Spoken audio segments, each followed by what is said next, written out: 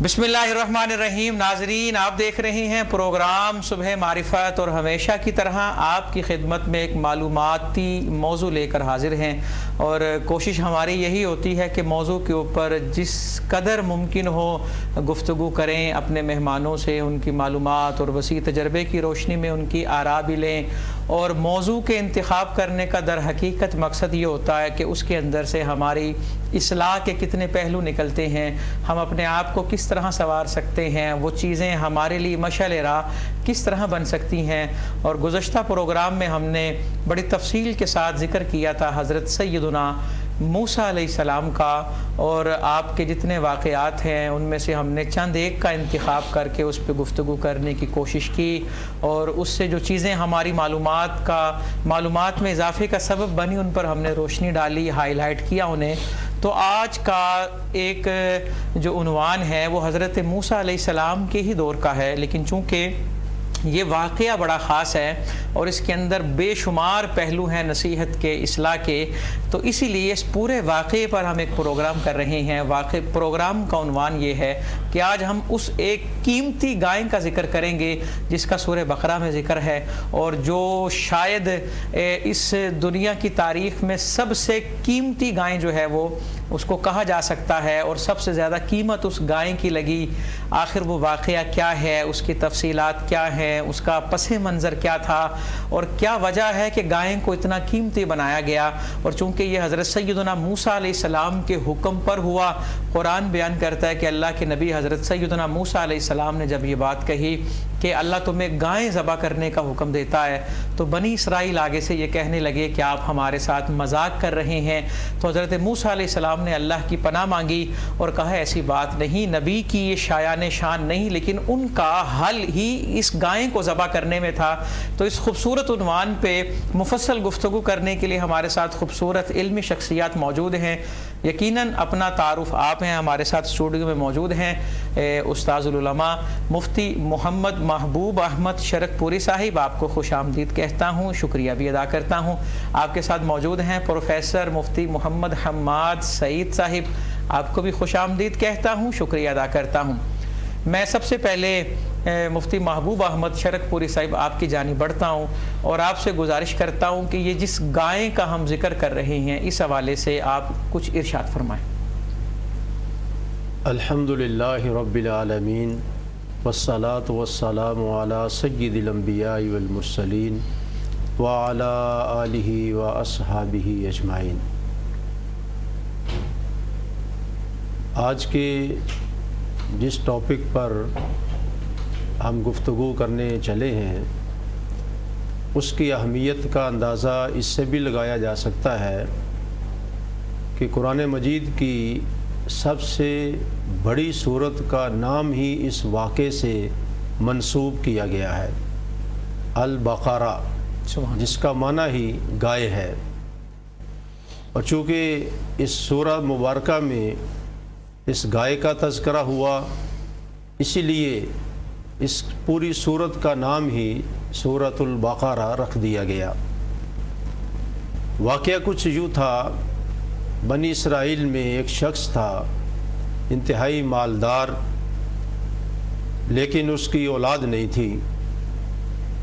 उसका एक चचा का बेटा, उसका भतीजा एक, जब वो शख्स बे औलाद था तो उस भतीजे ने उसकी जायदाद पर नज़र रखी और किसी तरह उसको कत्ल करके उस जायदाद का वारिस बनने की कोशिश की। उसे खुद ही कत्ल किया और कत्ल करके उसे किसी चौराहे में फेंक दिया और ख़ुद ही हज़रत मूसा अलैहिस्सलाम की बारगाह में हाज़िर हो गया और आके शिकायत की कि मेरे चचा को किसी ने कत्ल कर दिया है, कातिल का आप जो है वो पता लगवाएं। हज़रत मूसा अलैहिस्सलाम ने वहाँ के लोगों को बुलाया और उनसे पूछा कि इस शख्स को किसने कत्ल किया है, इसका कातिल कौन है। लेकिन चूँकि किसी और शख्स ने तो कत्ल किया नहीं था, تو کوئی بھی قاتل کا سراغ اور پتہ نہ معلوم کر سکا۔ بہرحال اس قاتل نے آپ سے اصرار کیا کہ آپ اللہ کے نبی ہیں، تو آپ ہمارے لیے قاتل کا پتہ کروائیں کسی طرح بھی۔ تو آپ نے رب ذوالجلال کی بارگاہ میں اس حوالے سے درخواست کی، تو اللہ پاک کی طرف سے حکم آیا کہ آپ انہیں حکم دیں کہ ایک گائے کو ذبح کرے۔ جب آپ نے انہیں یہ کہا تو انہوں نے بڑا بظاہر عجیب محسوس کیا کہ قاتل معلوم کرنے کے لیے گائے ذبح کرنا، دونوں کا آپس میں کوئی ربط اور تعلق وہ نظر نہیں آ رہا تھا۔ لیکن بہرحال اللہ کا حکم تھا، آپ نے فرمایا کہ وہ گائے ہی ذبح کرنی پڑے گی۔ اب انہوں نے اس گائے کے اوصاف کے بارے میں پوچھنا شروع کر دیا، اس کی عمر کیسی ہو، اس کا رنگ کیسا ہو، اور دیگر اس کی صفات کیسی ہوں۔ وہ سوال در سوال کرتے چلے گئے، رب ذوالجلال کی طرف سے ان کے سوالات کے جوابات آتے گئے۔ انہوں نے خود ہی اپنے آپ کو مشقت میں ڈالا، مختلف سوالات کر کے اور مختلف اس گائے کی صفات معلوم کر کے، ورنہ اہل علم نے فرمایا اور عام بھی اصول یہی ہے کہ جب انہیں مطلق حکم دیا گیا تھا گائے ذبح کرنے کا، تو وہ اگر کوئی بھی گائے ذبح کر دیتے تو وہ ان کا مقصد اس سے پورا ہو جانا تھا۔ لیکن انہوں نے ایسا نہیں کیا، انہوں نے مختلف سوالات کیے اور گائے کے بارے میں قیودات بڑھتی گئیں، اس کی کنڈیشنز جو ہیں وہ بڑھتی گئیں۔ اب وہ ایسی نایاب گائے عام تو پائی نہیں جا سکتی تھی۔ وہ مختلف روایات میں ایک روایت یہ کہتی ہے کہ وہ کسی بیوہ اور بڑھیا عورت کے پاس تھی جس کے بچے بھی تھے، تو اس سے بھی پتہ چل گیا کہ یہ گائے انہیں درکار ہے اور انہوں نے لینی ہی ہے۔ اس نے پھر اس کی قیمت روایات کے اختلاف سے، ایک یہ بھی ہے روایت کہ اس گائے کو ذبح کرنے کے بعد اس کی کھال کے اندر جتنا سونا سما جائے وہ اس کی قیمت ٹھہری۔ بعد نے وزن کا اعتبار بھی کیا ہے کہ اس سے 10 گنا زیادہ وزن جو ہے سونے کا، وہ گائے کے وزن سے 10 گنا زیادہ وہ بڑھیا نے طلب کیا۔ وہ لوگ بارگاہ حضرت موسیٰ علیہ السلام میں حاضر ہوئے اور عرض کی کہ وہ تو بہت زیادہ قیمت مانگ رہی ہے۔ آپ نے فرمایا کہ بس جو کچھ بھی ہو وہی آپ کو ذبح کرنی ہے اور وہ تمہیں خریدنی پڑے گی۔ بہرحال چاروں ناچار انہوں نے وہ گائے خریدی اور پھر اسے ذبح کیا، اور اس کا کوئی حصہ جیسے کہ قرآن مجید میں بیان کیا گیا، کچھ حصہ وہ اس ڈیڈ باڈی کو لگایا گیا تو اللہ کی قدرت سے وہ شخص زندہ ہوا، اور اس نے پھر اپنے قاتل کے بارے میں بتایا کہ میرا قاتل یہی میرا بھتیجا ہی ہے، اور یہ کہہ کے وہ پھر دوبارہ فوت ہو گیا، انتقال کر گیا۔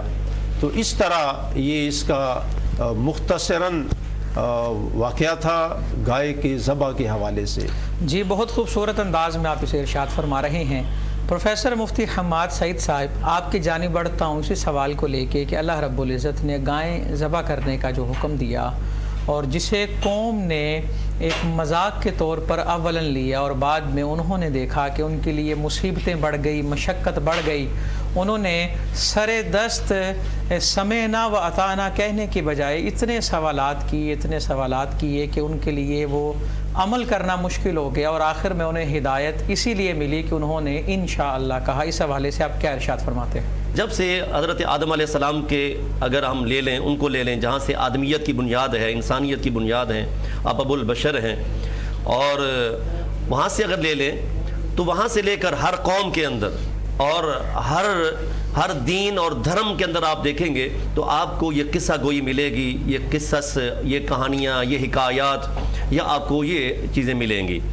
اور یہ ان کی اہمیت کا آپ اندازہ اس بات سے لگا سکتے ہیں کہ یہ کسی بھی شخصیت سازی کے لیے اور یا تعمیر کردار کے لیے یا کریکٹر بلڈنگ کے لیے قصص کی جو ایک امپورٹنس ہے، اس کی جو ایک اہمیت ہے وہ کیا ہے، یہ مسلمہ ہے. یعنی اگر آپ نسل نو کی اور ینگ جنریشن کی یا اپنی قوم کی اگر آپ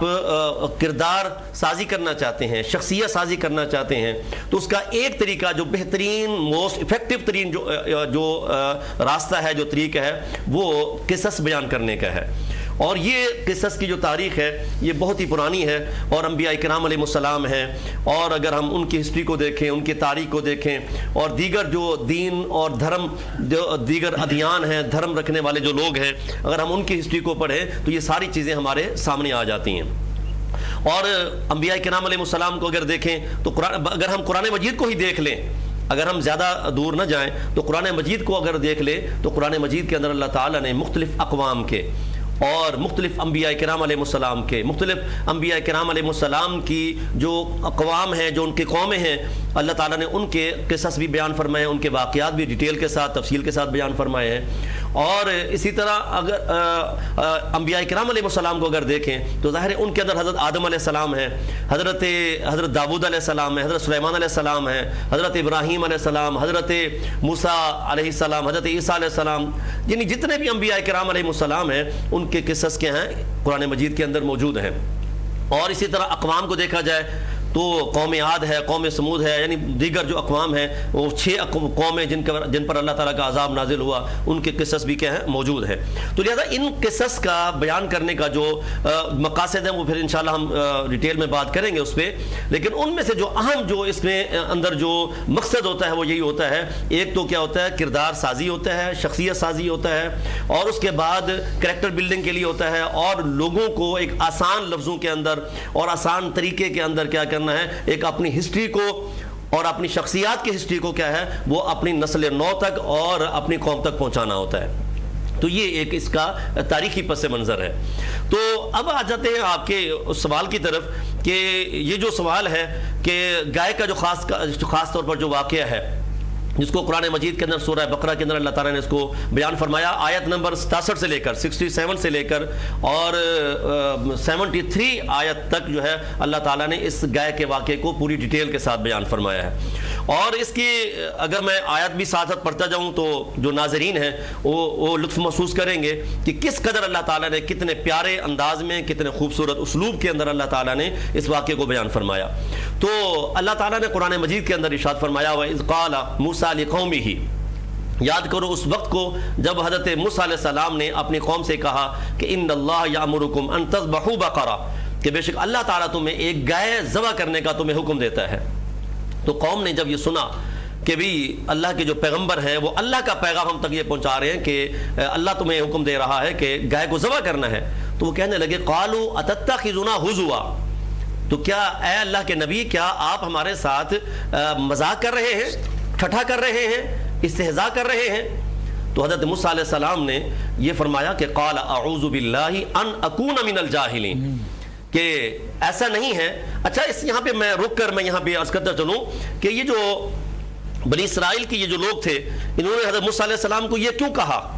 کہ آپ ہمارے ساتھ مذاق کر رہے ہیں، ٹھٹھا کر رہے ہیں یا استہزاء کر رہے ہیں؟ اس کی وجہ کیا تھی، اس کی ریزن کیا تھی؟ تو اگر ہم اس کی تھوڑی ڈیٹیل میں جائیں، تھوڑا ڈیپلی اگر ہم اس چیزوں کو دیکھیں تو اصل مسئلہ یہ تھا کہ چونکہ یہ جو قوم بنی اسرائیل کی یہ جو لوگ ہیں، چونکہ یہ بہت عرصہ مصر کے اندر مصریوں کے ساتھ اور قبطیوں کے ساتھ یہ رہے تھے، اور چونکہ اس قوم کے اندر مصریوں کے اندر اور قبطیوں کے اندر چونکہ گائے کی تقدیس کا تصور تھا اور گائے کو مقدس وہ جانتے تھے اور اس کی پوجا پاٹ کیا کرتے تھے، اور اس کے ہاں مقدس گائے کا یہ کیا تھا، یہ تصور تھا. تو لہذا جب ان کو یہ کہا گیا کہ آپ اس مقدس گائے کو جس کے بارے میں تمہارے ہاں تقدیس کا یہ کیا ہے، تصور ہے، اور جس کو تم اپنا معبود کا درجہ دیتے ہو تم اس کو ذبح کرو، تو ظاہر ہے وہ اس وجہ سے وہ ان کہا کہ آپ جانتے ہیں، جاننے کے باوجود کہ ہمارے ہاں اس گائے کا تصور کیا ہے اور گائے ہمارے ہاں کس قدر تقدیس کا درجہ رکھتی ہے، کس قدر مقدس سمجھی جاتی ہے، تو آپ اسی چیز کو ذبح کرنے کا حکم دے رہے ہیں، گویا کہ آپ ہمارے ساتھ مذاق کر رہے ہیں. تو حضرت موسیٰ علیہ السلام نے فرمایا ان کے جواب میں کہ بالکل ایسا نہیں ہے، میں اللہ کا نبی ہوں میں اللہ کا پیغمبر ہوں، تو جو اللہ کا نبی ہوتا ہے، جو اللہ کا پیغمبر ہوتا ہے، اس کی یہ شان نہیں ہوتا کہ وہ کیا کرے، وہ احکام الہیہ لوگوں تک پہنچانے میں یا تبلیغ دین میں یا اللہ کے حکم لوگوں تک پہنچانے میں وہ مذاق یا استہزاء سے کام لے۔ تو لہٰذا یعنی جس طرح اب اسی سے ایک بات یہ بھی سمجھ آتی ہے کہ کسی بھی مبلغ کے لیے، کسی بھی مصلح کے لیے، کسی بھی عالم دین کے لیے، جب کہ وہ دین کی تبلیغ کا فریضہ سر انجام دے رہا ہو اور اللہ کا پیغام لوگوں تک پہنچا رہا ہو، اصلاح امت کا جو فریضہ ہے وہ سر انجام دے رہا ہو، تو اس کو بھی زیبا نہیں دیتا کہ وہ بھی کیا کریں، لوگوں کے ساتھ مذاق کریں یا ٹھٹھا کریں۔ یعنی اس کے اندر سنجیدگی کا ہونا ضروری ہوتا ہے، متانت کا ہونا ضروری ہوتا ہے، اور اس کے اندر جتنا اپنے آپ کو یعنی نیوٹرل رکھ کے، غیر جانبدار رکھ کے اور سنجیدگی کا مظاہرہ کیا جا سکتا ہے، تو غیر ذمہ داری سے بچ کر سنجیدگی کا مظاہرہ کرتے ہوئے لوگوں کو اللہ کا پیغام پہنچانا ہوتا ہے۔ اس لیے حضرت موسیٰ علیہ السلام نے یہ فرمایا تھا انی اعوذ بک ان اکون من الجاہلین، کہ یہ میں ایسا نہیں کر سکتا کہ میں یعنی جو جس طرح کا جاہلوں کا رویہ ہوتا ہے، جس طرح کے جو لوگ راہ راست سے بھٹکے وہ لوگ ہوتے ہیں جن کو بات کرنے کا سلیقہ نہیں ہوتا، وہ رویہ ان لوگوں کا ہوتا ہے۔ میں اللہ کا نبی ہوں، میرا یہ رویہ یا میرا لہجہ یہ نہیں ہے، نہ ہی میرا یہ انداز ہے، نہ میرا مطلب نہ مقصد تھا استہزاء کرنے کا، اور نہ ہی میرا مذاق کرنے کا یہ میرا مقصد تھا۔ جی، بہت خوبصورت انداز میں آپ گفتگو فرما رہے ہیں اور واقعے کو آپ نے سٹارٹ کیا، اور اس بات پہ بڑی شرح و بسط کے ساتھ بات کی کہ حضرت موسیٰ علیہ السلام نے کہا کہ میں اللہ کی پناہ میں آتا ہوں اس چیز سے کہ میں جاہل ہو جاؤں، یعنی کہ استہزاء جو ہے، کسی کی سنجیدہ بات کو مذاق کے اندر لے جانا، اسے حضرت موسیٰ علیہ السلام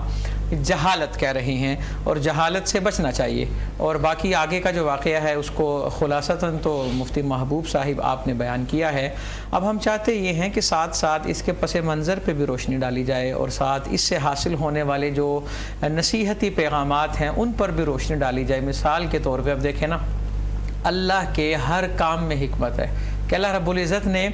اس واقعے کو قرآن کی آیتوں میں بیان کر کے قیامت تک کے لیے محفوظ کر دیا کہ اس کے اندر مشعل راہ، جس طرح ہم نے گزارش یہ بھی پہلے بھی بات کی تھی کہ کثرت سوال سے بچنا چاہیے۔ اور قرآن کا اگر انداز دیکھیں تو اللہ فرماتا ہے اے ایمان والو، ایسی چیزوں کے بارے سوال نہ کرو کہ اگر تم پر وہ ظاہر کر دی جائیں تو تم پر گراں گزرے۔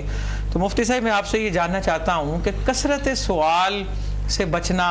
یا کیا ایسی چیزیں ہیں جہاں ہم زبان کو بند رکھیں اور جو حکم دے دیا گیا اس پر عمل کریں؟ کیا عام بندے کے لیے اللہ کی حکمت جاننا زیادہ ضروری ہے یا اس پر عمل کرنا زیادہ ضروری ہے؟ جی، اس میں سب سے پہلی بات تو یہ ہے کہ بندہ مومن کے ایمان کا تقاضا یہی ہے کہ جب اس کے سامنے اللہ اور اس کے رسول کا فرمان آ جائے تو پھر بلا چون و چرا وہ اس حکم کے سامنے سر تسلیم خم کر دے، اس کی حکمتیں، اس کی وجوہات، اس کے اسباب، اس کے نتائج، یہ سارا کچھ دیکھے بغیر، ان ساری چیزوں سے ماورا ہوتے ہوئے اسے اس کے لیے صرف اتنا ہی کافی ہے کہ اس کے خالق و مالک یا اس کے نبی صلی اللہ علیہ وسلم کا یہ حکم ہے۔ تو اسی طرح ہر امت کے لیے یہ چیز لازم ہے کہ وہ اپنے نبی کا جو بھی حکم ہو، اللہ رب العالمین کی طرف سے جو بھی وہ حکم پہنچائیں، وہ انہیں بغیر کسی حیل و حجت کے ان پر عمل کرنے کے لیے آمادہ ہو جائیں۔ اور اگر وہ ایسا نہیں کریں گے تو پھر یہی ہوگا جو اس واقعے میں ان لوگوں کے ساتھ ہوا۔ اس میں ایک بات یہ بھی بڑی قابل غور ہے کہ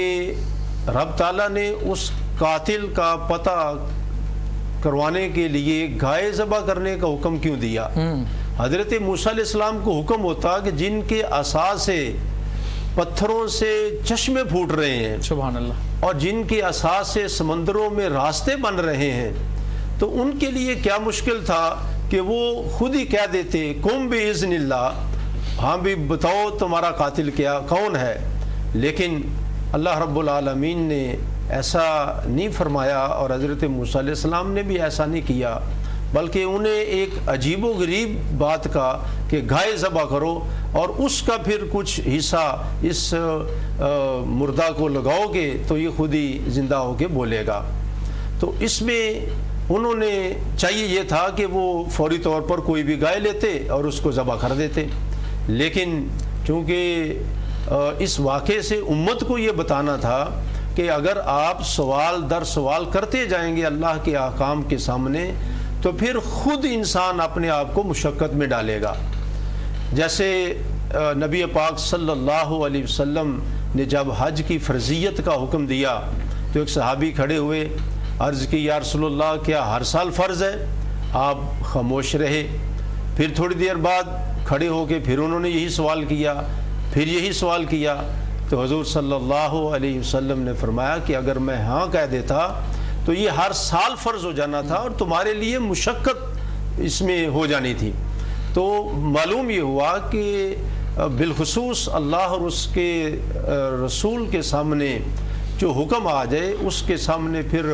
سوال و جواب کی جو صورت ہے یا سوال و جواب کی کوئی صورت باقی رہتی ہی نہیں، بس ایمان کا تقاضا یہی ہے کہ اس پر فوراً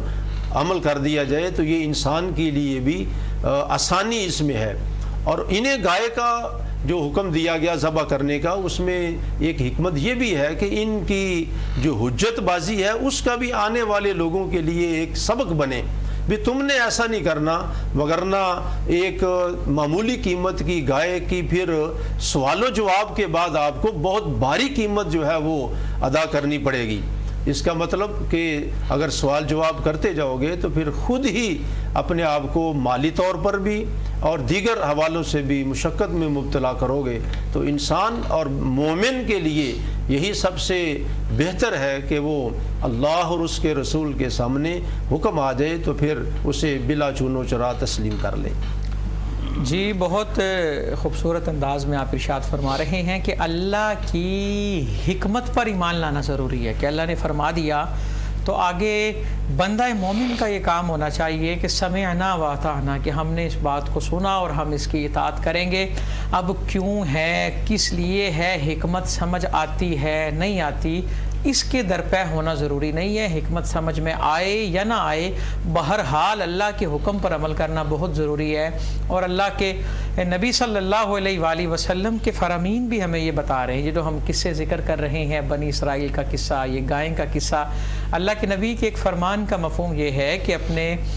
لوگوں کو بنی اسرائیل کے قصے سنایا کرو، اس کے اندر نصیحت ہے اور باتیں۔ اب دیکھیں نا، یہاں پر بات ہو رہی ہے گائیں ذبح کرنے کی، کہ اللہ نے ان کے سوال پر ایسی شرطیں لگا دیں کہ وہ گائیں نایاب ہو گئی، اور وہ گائیں جن کے پاس تھی اور وہ گائیں جو ہے جب ان سے لی تو یقیناً وہ گائیں کی جو مالک، جو عورت ہے، جو بیوہ جس کا ذکر ہو رہا ہے، اس پر یہ اللہ کا فضل یقیناً کسی اس کے عمل کی وجہ سے ہوگا۔ اس نے اللہ کی رضا پر رضا رکھی ہوگی، اس نے اللہ کے دیے ہوئے پر قناعت اختیار کی ہوگی، اس نے مصیبت پر صبر کیا ہوگا اور نعمت پر شکر ادا کیا ہوگا۔ بات ہم کر رہے ہیں حضرت سیدنا موسیٰ علیہ السلام نے یہ جس گائے کو ذبح کرنے کا حکم دیا، اس کے اندر ہمارے لیے حکمتیں کیا ہیں، نصیحتیں کیا ہیں۔ اور ابھی میں دوبارہ مفتی حماد سعید صاحب آپ کی جانب آتا ہوں اور آپ سے یہ سوال کرتا ہوں، چونکہ آپ کی گفتگو یہاں پہ آ کے رک گئی تھی کہ حضرت موسیٰ علیہ السلام نے اللہ کی پناہ مانگی کہ میں اللہ کی پناہ مانگتا ہوں اس بات سے کہ میں جاہلوں میں ہو جاؤں، اور پھر اس کے بعد حضرت موسیٰ علیہ السلام نے اپنی قوم سے مزید خطاب کیا اور سوالات ہوتے رہے اور اللہ کی طرف سے جوابات آتے رہے۔ کیا یہ سوالات ان کے اس چیز پر مبنی تھے کہ وہ اس عمل سے راہ فرار اختیار کر رہے ہیں، یا اس کے اندر اور باتیں جو ہیں وہ پوشیدہ؟ اس حوالے سے آپ کیا ارشاد فرماتے ہیں؟ جی قبلہ، یہ اس حوالے سے جو اللہ تعالیٰ نے ان کو یہ حکم دیا حضرت موسیٰ علیہ السلام کے تھرو کہ اللہ تعالیٰ تمہیں گائے کے ذبح کرنے کا حکم دیتا ہے، تو اگر جس طرح آپ نے فرمایا نا کہ اگر ان کی نیت نیک ہوتی اور ارادہ ان کا ٹھیک ہوتا، اور اگر وہ اللہ کے حکم پہ عمل کرنا چاہتے تو ظاہر ہے تو وہ ڈیٹیل میں نہ جاتے اور مزید کویسچن نہ کرتے، کویسچن آنسرنگ نہ کرتے، مزید جناب سوالات در سوالات کا سلسلہ شروع نہ کرتے۔ لیکن چونکہ ان کی شروع میں چونکہ ان کے ہاں اس کے تقدیس کا یہ نظریہ تھا، مقدس گائے کا نظریہ تھا، اور ایک تو وہ اس سے راہ فرار اختیار کرنا چاہتے تھے، اس وجہ سے انہوں نے بار بار سوالات کیے، بار بار جناب انہوں نے کویسچن آنسرنگ کی۔ ایک تو یہ بات ہے، اور یعنی پہلے انہوں نے پوچھا جناب اس کی عمر کتنی ہونی چاہیے، اللہ نے فرما دیا جناب اس کی عمر جو ہے وہ نہ وہ اتنی بوڑھی ہو نہ اتنا بالکل بچیا ہو، بلکہ وہ درمیانی عمر کی ہو۔ تو اب یہ بات بھی ان کے لیے کافی ہو جانی چاہیے تھی۔ دوبارہ پھر انہوں نے سوال کیا کہ قالوا ادع لنا ربک یبین لنا ما لونھا، ہمیں یہ بتا دیں اس کا رنگ کیسا ہو۔ پھر حضرت موسیٰ علیہ السلام نے پھر یہ فرمایا کہ اللہ فرما رہا ہے کہ وہ اس کا جو رنگ ہے وہ شوخ زرد رنگ کی ہو، اور دیکھنے والوں کو فاقع لونھا تسر الناظرین، اس کی جو شوخ زردی ہے، جو زرد جو کلر ہے وہ دیکھنے والوں کو وہ مسرور کرے۔ قبلہ مفتی صاحب، میں یہاں پہ آپ کی گفتگو کو روک رہا ہوں چونکہ وقت ہوا چاہتا ہے ایک بریک کا، تو انشاءاللہ اس مختصر سی بریک کے بعد حاضر ہوتے ہیں اور آپ ہی سے ہم اپنی گفتگو کا سلسلہ جو ہے وہ دوبارہ شروع کریں گے۔ ملتے ہیں اس مختصر سی بریک کے بعد۔